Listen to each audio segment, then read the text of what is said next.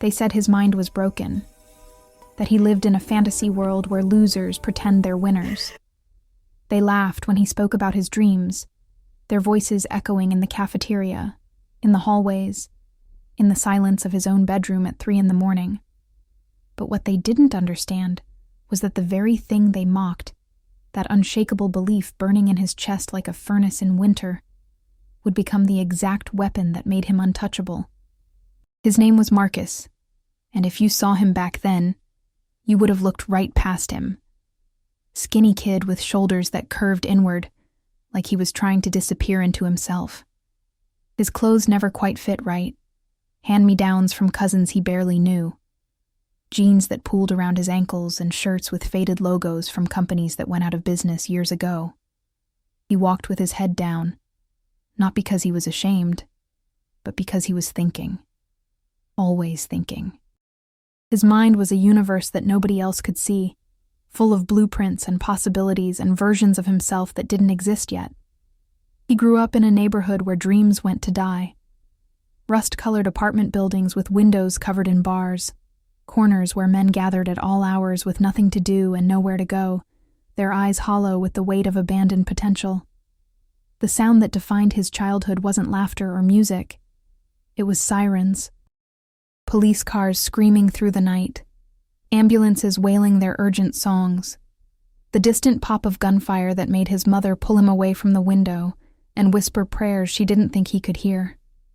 This was a place where survival was the highest ambition, where making it to 18 without a record or a grave was considered success. His father left when Marcus was 7. No dramatic exit, no slammed doors or shouted explanations. Just went to the store one evening for cigarettes and never came back, as if he'd evaporated into the summer heat. His mother worked 3 jobs, her hands rough and cracked from cleaning other people's offices, her eyes ringed with exhaustion so deep it looked permanent. She'd come home at midnight and stand in the doorway of his room, watching him pretend to sleep, and he could feel her worry like a physical weight pressing down on both of them. She never said it out loud, but he knew what she feared, that he'd become another statistic, another young man swallowed by the streets, another name people would shake their heads about. But Marcus had this thing inside him, this conviction. It started small, just a whisper in the back of his mind when he was 10 years old, watching a documentary about entrepreneurs at the public library because his apartment was too hot to think. He watched these people talk about building something from nothing, about seeing opportunities where others saw obstacles, and something clicked. Not like a light switch, more like a key turning in a lock he didn't know existed. He realized that the world wasn't fixed, that reality wasn't permanent, that the circumstances of your birth were just the starting line, not the finish. He started reading everything he could get his hands on. The library became his second home, his sanctuary, the place where the universe opened up and showed him its secrets. Philosophy, business, psychology, biographies of people who'd transformed their lives. He filled notebooks with ideas, plans, observations about human nature and market gaps and problems that needed solving. His handwriting was messy, urgent, the words tumbling out faster than his hand could keep up. He'd stay until closing time, until the librarian, an older woman named Mrs. Chen with kind eyes and gray hair pulled back in a bun, would gently touch his shoulder and remind him they were locking up. And that's when the mockery began. At school, kids noticed his notebooks, the way he'd scribble during lunch instead of eating, the way his eyes would go distant like he was somewhere else entirely. They started calling him Crazy Marcus, Dream Boy, CEO of nothing. They'd grab his notebooks and read his ideas out loud in exaggerated voices, turning his carefully crafted plans into punchlines. Look at this guy. Thinks he's gonna be rich. Dude can't even afford new shoes and he's planning a business empire. The laughter would erupt like breaking glass, sharp and cutting, and Marcus would sit there, jaw clenched, face burning, taking it all in silence. His teachers weren't much better. They meant well, most of them, but their pity was almost worse than the mockery. They'd pull him aside after class, their voices soft with concern that felt like condescension. "Marcus, you need to be realistic. Marcus, it's good to have dreams, but you also need to focus on what's achievable. Marcus, have you thought about trade school? There's no shame in being a mechanic or an electrician." They spoke to him like he was fragile, like his ambition was a delusion they needed to gently talk him out of before reality crushed him. They didn't see that their doubt was just fuel, that every dismissive word was another log on the fire burning in his chest. His junior year, he started his first business. Saved up $200 from mowing lawns and washing cars, money earned in the scorching summer heat, with his shirt stuck to his back and his hands blistered from work. He bought bulk phone cases online and started selling them at school, undercutting the mall prices by 30%. Set up during lunch, during breaks, a cardboard box full of inventory, and a simple pitch he'd practiced 100 times. Protect your investment. Quality cases. Half the price. The first week, he made back his initial investment.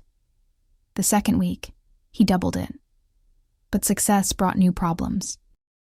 The school administration shut him down, said he needed permits and approval and that he was disrupting the educational environment.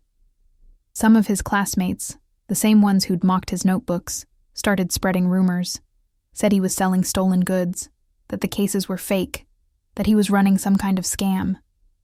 The whispers followed him through the hallways like smoke, and his customer base evaporated overnight. He sat in his room that evening, staring at boxes of unsold inventory, and for the first time, he felt something crack inside him. Not his belief, but his heart. The human part of him that wanted to belong, that wanted just one person to say, "I see you. I believe in you. Keep going." His mother found him there, sitting in the dark with his head in his hands.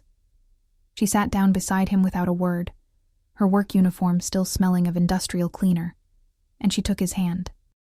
Her palm was rough but warm, a lifetime of labor condensed into that simple touch. She didn't tell him to give up or be realistic. She just said, "Baby, the world is afraid of people like you. People who believe when there's no reason to believe. That fear comes out as laughter, as doubt, as obstacles. But that's how you know you're onto something real. If it was easy, everyone would do it."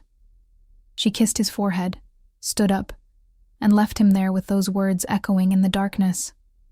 He got up the next morning with a new understanding. The mockery wasn't random. It wasn't personal. It was a tax. A toll you paid for daring to be different, for refusing to accept the script that had been written for you before you were born. Every laugh, every dismissive comment, every obstacle was just confirmation that he was on the right path, because comfort doesn't require courage, and safety doesn't need strength. He realized that the people who mocked him weren't cruel. They were scared. Scared that if he succeeded, it would mean they'd given up too easily, that their own settled lives were choices, not inevitabilities. Senior year, he changed his approach.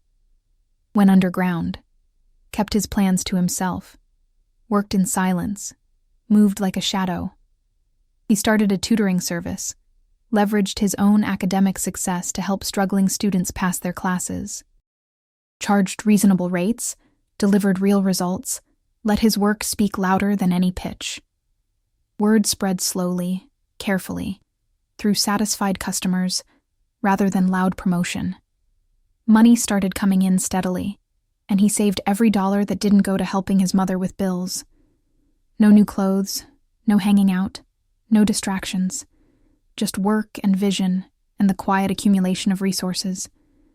He applied to colleges with the money he'd saved, but not the schools his guidance counselor suggested. He aimed higher, the institutions that seemed impossibly out of reach for a kid from his neighborhood, the places where you needed connections and legacy and the kind of polish that came from private school educations.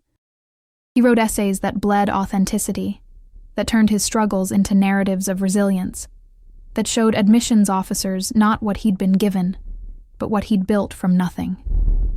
He sent out applications like messages in bottles, hoping that somewhere, someone would see what he saw in himself. The rejection letters came first. Thin envelopes with polite language that all said the same thing. "We regret to inform you. Unfortunately, we cannot. We wish you the best." Each one felt like confirmation of what everyone had been telling him, that he was delusional, that his mindset was just fantasy dressed up as determination. He kept them all in a drawer, not as reminders of failure, but as fuel. Evidence of every door that closed, every voice that said no, every system designed to keep him exactly where he started.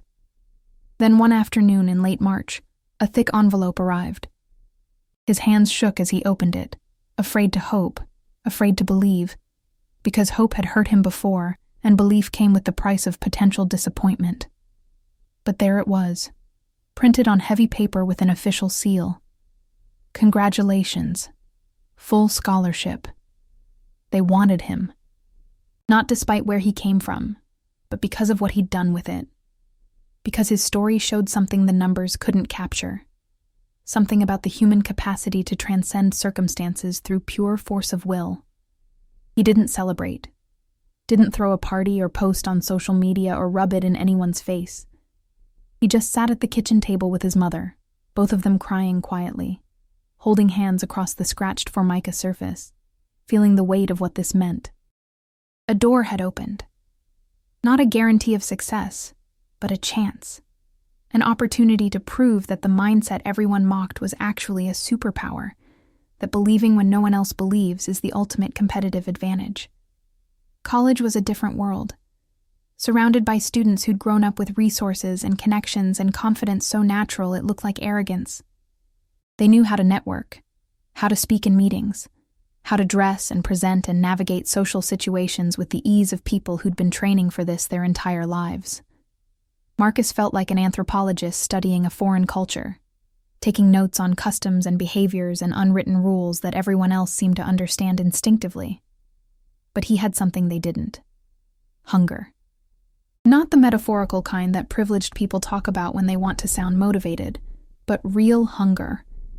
The kind that comes from knowing exactly what poverty tastes like, what it feels like to watch your mother cry over bills, what it means to have nothing and build something anyway. While his classmates complained about the difficulty of their courses, he saw opportunity. While they networked at parties, he networked with purpose, identifying people who could teach him something, who had skills or knowledge or connections that could compound his trajectory. He started another business in his dorm room. E-commerce this time, finding products with high margins and low competition, building simple websites, learning digital marketing through YouTube tutorials and forum posts and obsessive experimentation. His roommate thought he was crazy, spending weekends hunched over his laptop while everyone else partied, testing Facebook ads and optimizing product pages and responding to customer emails at 2 a.m. But Marcus didn't care about being normal. Normal was the median, the average, the settled middle where dreams go to become regrets. The business failed. Burned through his savings, taught him expensive lessons about inventory management and cash flow, and the difference between revenue and profit. He sat in his dorm room one night, staring at a bank balance that had dwindled to double digits, and felt that familiar crack again. The human part that wanted to give up, to admit that maybe everyone was right, that maybe he was just fooling himself with elaborate delusions.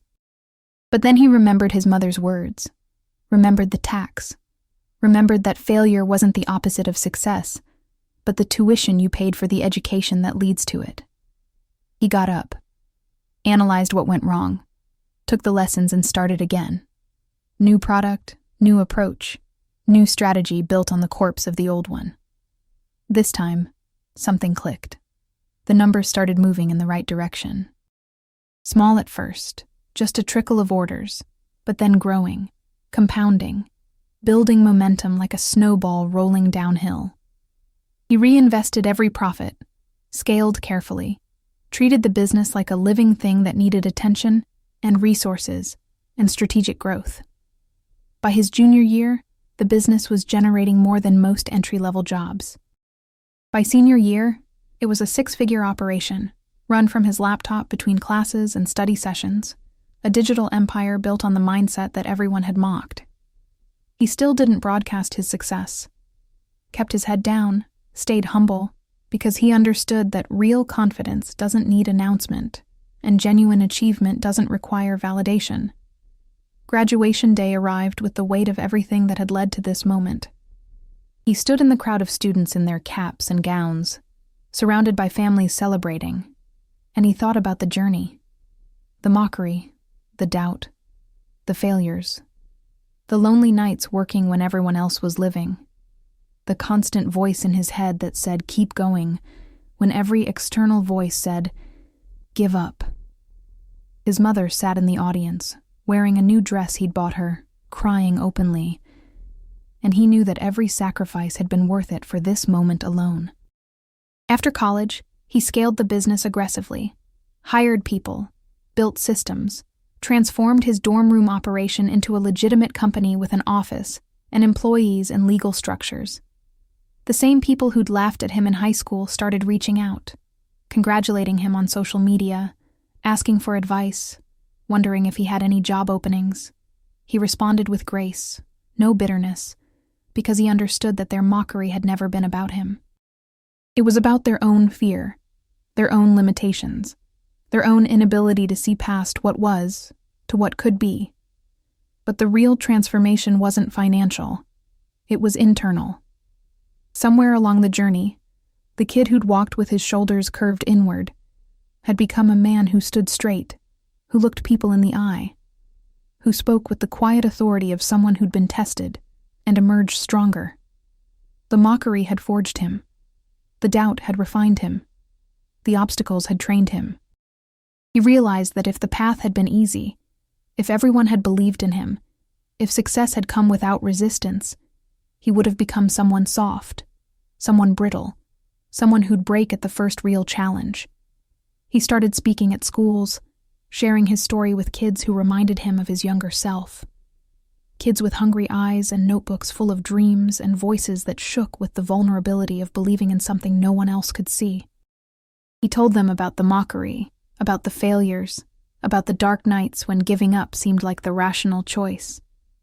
But he also told them the truth, the thing that everyone wants to hear but so few are willing to accept, that the mindset matters more than the circumstances. That belief becomes reality when you refuse to let go of it, that the world will test you, not to break you, but to see if you're serious, if you're committed, if you're willing to pay the price that greatness demands.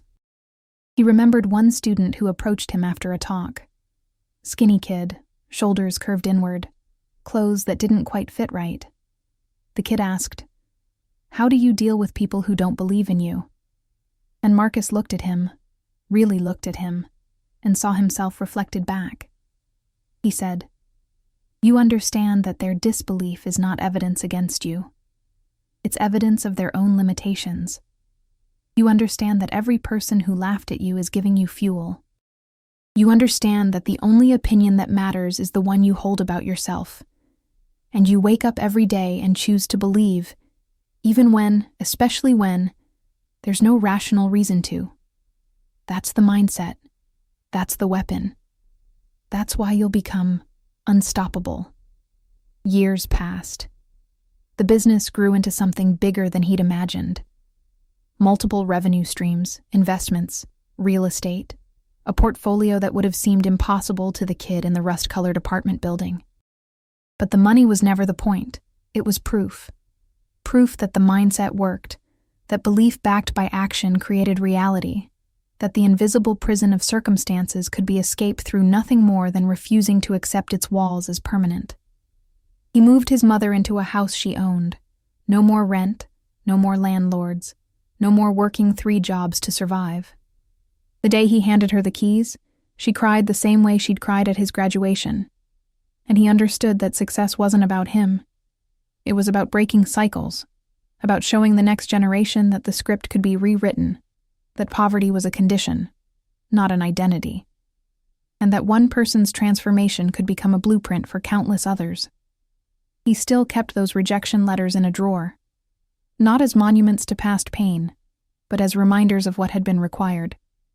The closed doors, the voices of no, the systematic rejection from a world that wasn't designed for people like him.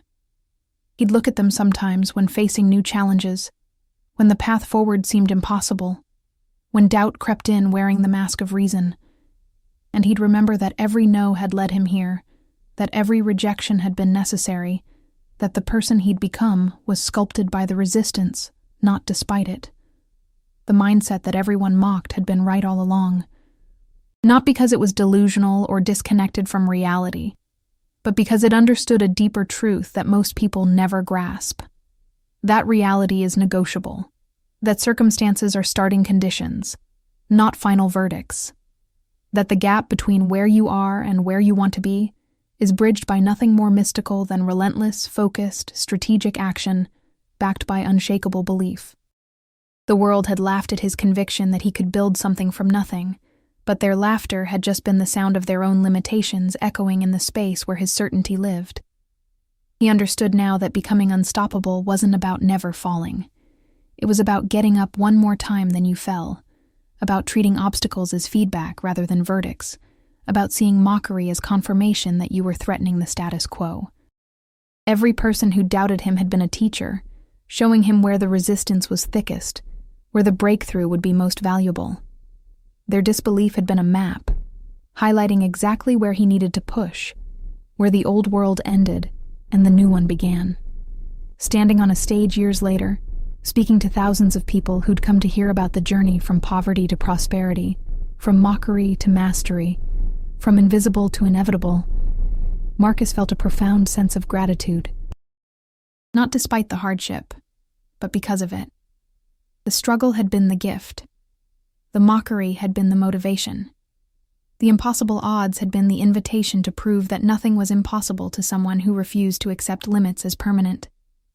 The mindset that everyone laughed at had been the exact thing that made him unstoppable, because it was a mindset built not on naivety, but on the deepest understanding of human potential, on the recognition that we are not our circumstances, we are our choices, and every moment is an opportunity to choose differently.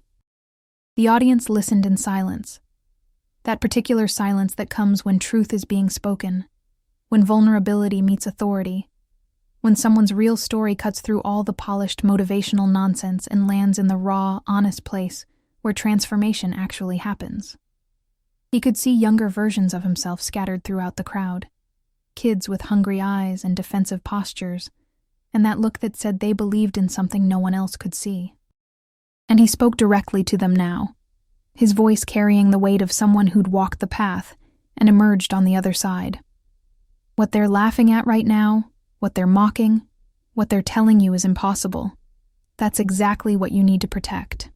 That belief, that vision, that stubborn refusal to accept the world as it is when you can see what it could be. Guard that with everything you have. Let their laughter become your fuel. Let their doubt become your determination. Let their mockery become proof that you're onto something real.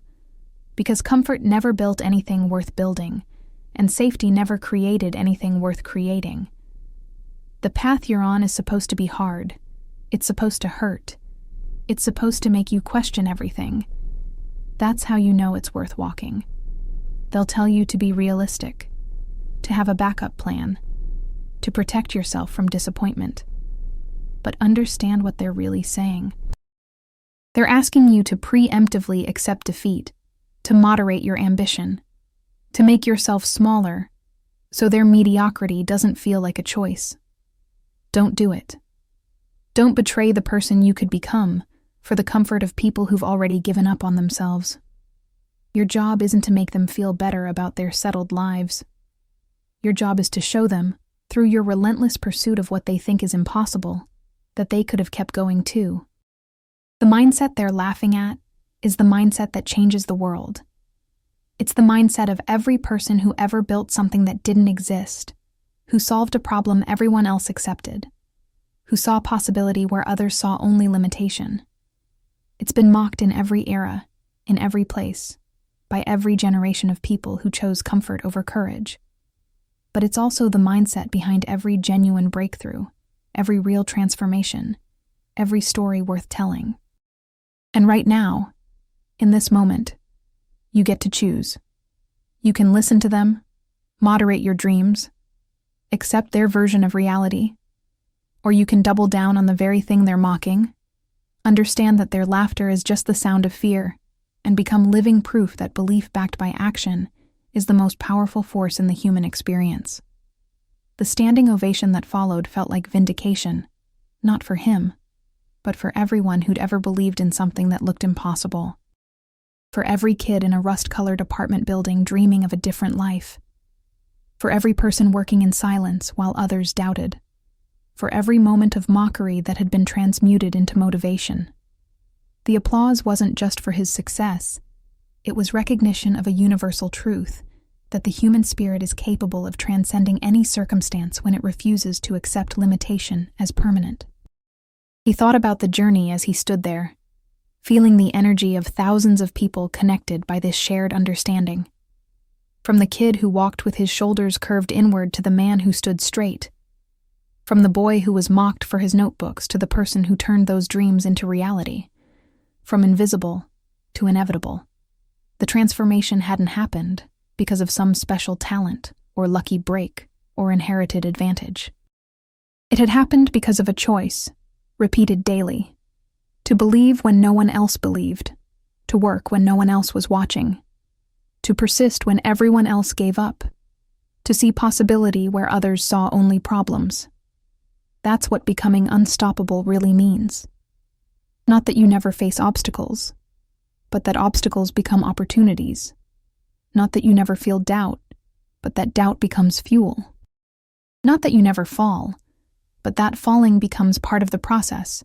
Feedback rather than failure, education rather than ending. It means understanding that the mindset matters more than the circumstances, that who you're becoming is more important than where you're starting, and that the gap between impossible and inevitable is bridged by nothing more than refusing to quit. So what have they told you that you can't do? What dream have they mocked? What vision have they dismissed as unrealistic or impossible or just plain crazy? Tell me in the comments below because I want to know. I want to hear what you're building while they're laughing. Let me know where in the world you're watching from. What corner of this planet holds someone who refuses to accept limits? And if this story touched something in you, if it reminded you why you started, if it gave you permission to keep going when everything says to stop, then subscribe and leave a like. Not for me, but for yourself. As a declaration that you're choosing the harder path, the one that leads somewhere worth going. Because the truth they don't tell you is that silence always comes before glory. The mockery is temporary, but what you build from it is permanent. The laughter fades, but the legacy remains. And years from now, when you're standing on your own stage telling your own story, you'll understand that the mindset they mocked was exactly why you became unstoppable.